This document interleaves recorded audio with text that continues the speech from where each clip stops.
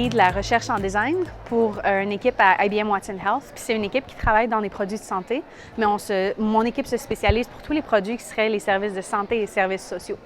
Donc, nos clients, c'est des ministères de santé et services sociaux, ça peut être des citoyens qui appliquent pour des bénéfices sociaux, des services de la protection de l'enfance.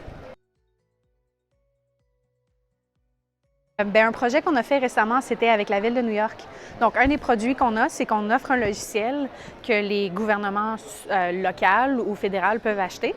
Puis dans ce logiciel-là, il y a une petite partie qui permet aux citoyens d'appliquer en ligne pour des bénéfices sociaux, des prestations. Dans la Ville de New York, c'est des millions de personnes qui ont besoin d'appliquer pour des food stamps. Puis on voulait vraiment comprendre qu'est-ce qu'ils ont besoin, où sont les gens qui appliquent.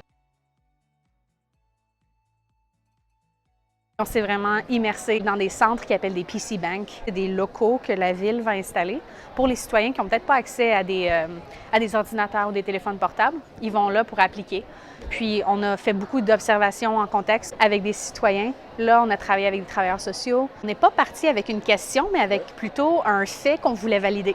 Donc notre hypothèse, c'est un citoyen peut aller en ligne, peuvent appliquer, ils peuvent manager, ils peuvent confirmer leurs bénéfices sociaux, tout ça en ligne, sans l'aide de personne, à partir de n'importe quel device qu'ils veulent utiliser. Donc, on a regardé c'est quoi que ça veut dire sans aide. Est-ce qu'il y a des gens qui veulent avoir de l'aide? Qu'est-ce qu'il faut qu'on implique pour que les gens n'aient pas besoin d'aide?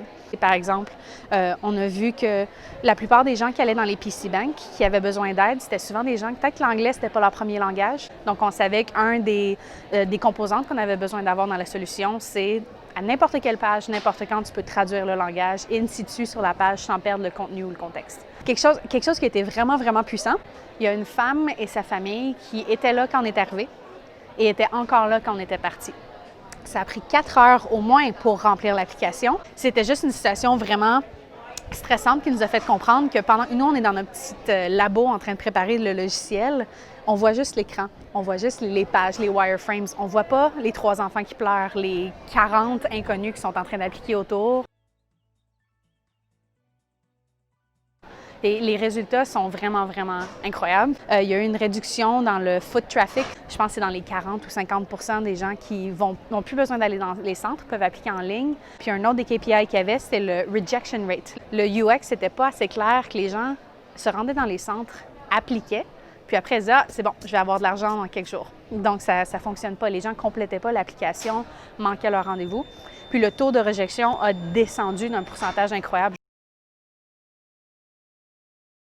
Bien, ce que je ferais, l'analogie avec ce magnifique petit cookie fourni par la conférence EPIC, c'est que je pense que le projet, on l'avait préparé, on l'avait tellement préparé, puis quand on faisait de la recherche, il fallait toujours s'adapter avec les moyens du bord quand on arrivait là-bas. Je pense que c'est la meilleure analogie qu'on peut faire.